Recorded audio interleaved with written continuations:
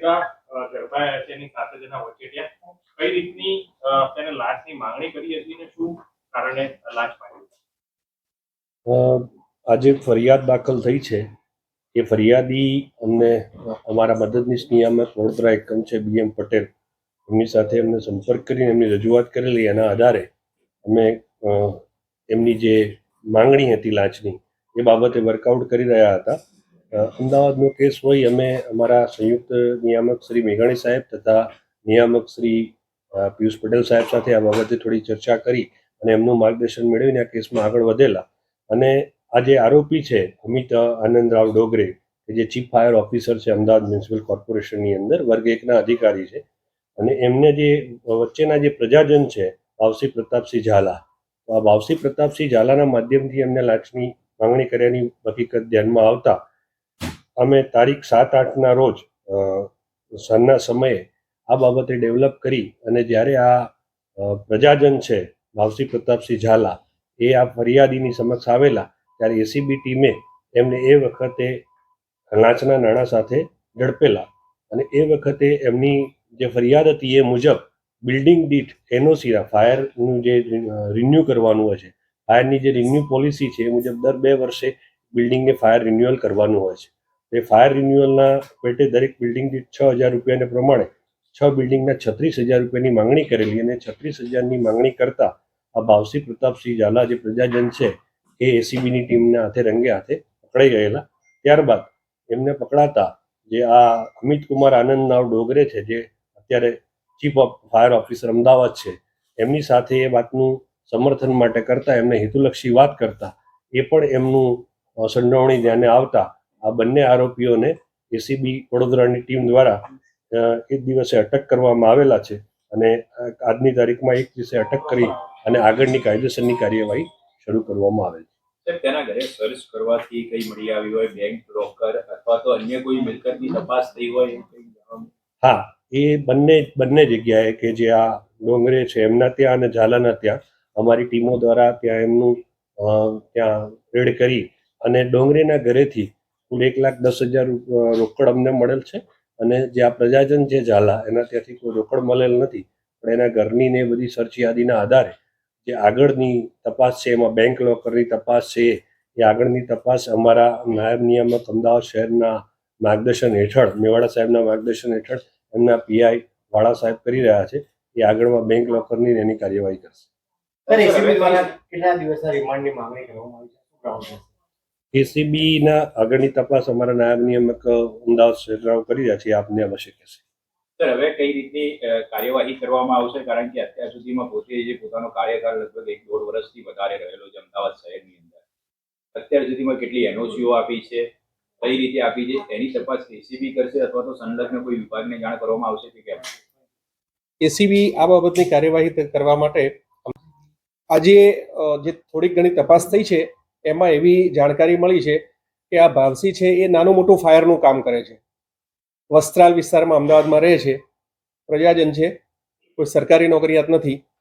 પણ જે ભ્રષ્ટ રીતિ અપનાવવામાં આવી છે આ ફાયર સર્વિસીસ દ્વારા, એમણે આવા જે ફાયરનું કામ કરી રહ્યા છે એવા લોકો પાસેથી જ ફાયર સર્વિસીસનો માલસામાન ખરીદવો, એમના મારફતે જ એમનું પ્રકરણ કન્સલ્ટન્સી સ્વરૂપે મૂકવામાં આવે, આવી પદ્ધતિઓ પાડી દીધેલી છે.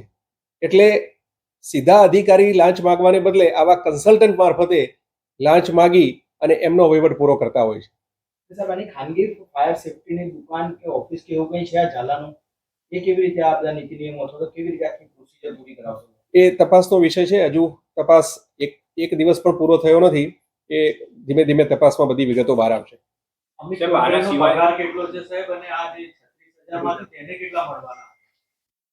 એ તપાસનો વિષય છે. હજુ ઘણી બધી તપાસ બાકી છે. સર, હવે આ જે ચીફ ફાયર ઓફિસર તો પકડાય છે, જે અલગ અલગ ફાયર સ્ટેશનના ડિવિઝનલ ઓફિસર છે, NOC આપવા માટે એમનો કોઈ રોલ હોય છે? અથવા તો આપણે એ પણ તપાસ કરીશું કે એમના જે તે વિસ્તારની અંદર પર્ટિક્યુલર એમના દ્વારા કોઈ જગ્યાએ ભ્રષ્ટાચાર આચરવામાં આવ્યો?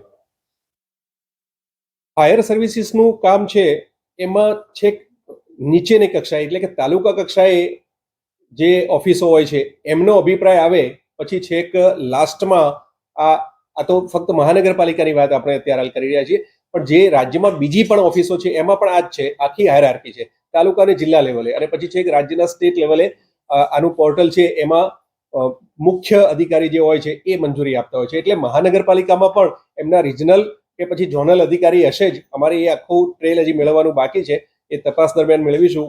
કેટલા લોકો એમાં અભિપ્રાય આપતા હોય છે, કેટલા લોકો ફિલ્ડ વિઝિટ કરતા હોય છે, અને છેલ્લે એને આખરી મંજૂરી કોણ આપતા હોય છે, એ બધો તપાસનો વિષય છે. તપાસ દરમિયાન બધી હાયરાર્કી લેવામાં આવશે. ડુંગરે સાહેબ છે એમને એક જ ખાનગી વ્યક્તિ રાખ્યો છે કે વિસ્તારમાં અલગ અલગ જગ્યાઓ પર અન્ય કોઈ વ્યક્તિઓ રાખ્યા છે કે કેમ? પ્રાથમિક પૂછપરછમાં કઈ સામે આવ્યું છે? પ્રાથમિક પૂછપરછમાં આવી વ્યક્તિઓ બહુ શાતિર હોય છે, કોઈ માહિતી આપતા નથી હોતા. માહિતીઓ કઢાવવા માટે અને એ બધી એમના ટેલિફોન ઉપરથી બધી ટ્રેલ મેળવવા માટે રિમાન્ડ માંગી અને વિગતવાર તપાસ કરીશું, ત્યારે બધું પ્રસ્થાપિત થશે. કેટલા ટાઈમથી સંપર્કમાં? બહુ કોઈ લાંબો સમય નથી થયો. ભાવસી ઝાલા પહેલી જ વાર આમના સંપર્કમાં આવ્યો છે એવી આજે ફક્ત પ્રાથમિક તપાસમાં ખબર પડી છે, પરંતુ આગળ જેમ જેમ એમની ટેલિફોનિક ટ્રેલ મેળવશું ત્યારે વધારે ખબર પડશે કે ક્યારથી સંપર્ક. અત્યારે એવું કહે છે.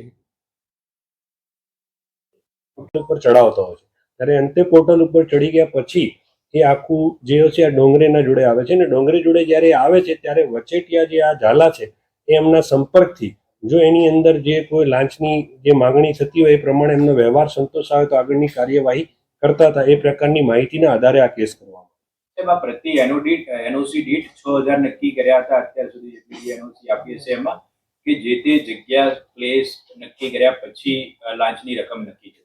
અત્યારે આ કેસમાં તો 6,000 રૂપિયાના દરથી અમને જાણવા મળે છે, પણ એ આગળની તપાસમાં વધુ માહિતી જાણવા મળશે. સાહેબ, એના વિરુદ્ધમાં એસીબીમાં કોઈ અત્યાર સુધીમાં અરજી આવી ચૂકી છે ખરી?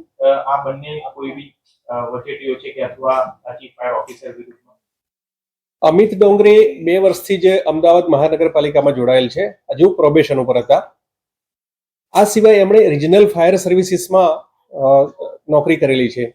રિજનલ ફાયર સર્વિસીસને આ ફાયર સર્વિસીસ માટેની એનઓસી આપવાનું કામ છે એ જ્યારથી ડીસાની ઘટના બની છે ત્યારબાદ આ બધી એક્ટિવિટી વધારે અમલમાં આવી છે, અને લોકોની સુરક્ષા માટે આ જરૂરી પણ છે. તો જ્યારથી એમણે ચાર્જ સંભાળેલો ત્યારથી આ બધી એક્ટિવિટી બહુ વધારે પ્રમાણમાં ફૂલી ફાલી નહોતી, પણ જ્યારથી ઓનલાઈન પોર્ટલ શરૂ થયું ત્યારથી એમણે પોતે સંપર્ક કરવાને બદલે વચેટિયાઓ દ્વારા સંપર્ક કરવાની આખી પદ્ધતિ અપનાવેલી છે. અગાઉ પણ અમદાવાદ મહાનગરપાલિકામાંથી ફાયર સર્વિસીસ માટે એનઓસી માંગતી કેટલીક અરજીઓ હતી, તો એના ભ્રષ્ટ વહીવટની અરજીઓ આવેલી પણ હોઈ શકે છે, એની તપાસ પણ થયેલી છે. પણ જે વચેટિયા દ્વારા માગણી કરવામાં આવે છે એમાં સીધા અધિકારી ક્યારેય માગણી ફરિયાદી પાસે નથી કરતા, ત્યારે એ પુરાવાના અભાવે એમના ઉપર સીધી કાર્યવાહી થઈ શકતી નથી. પરંતુ જ્યારે સચોટ પુરાવા મળે અને ટેકનિકલ પુરાવા આવે ત્યારે આવી રીતે કેસ દાખલ થતો હોય છે અને આગળ કાર્યવાહી થતી હોય છે.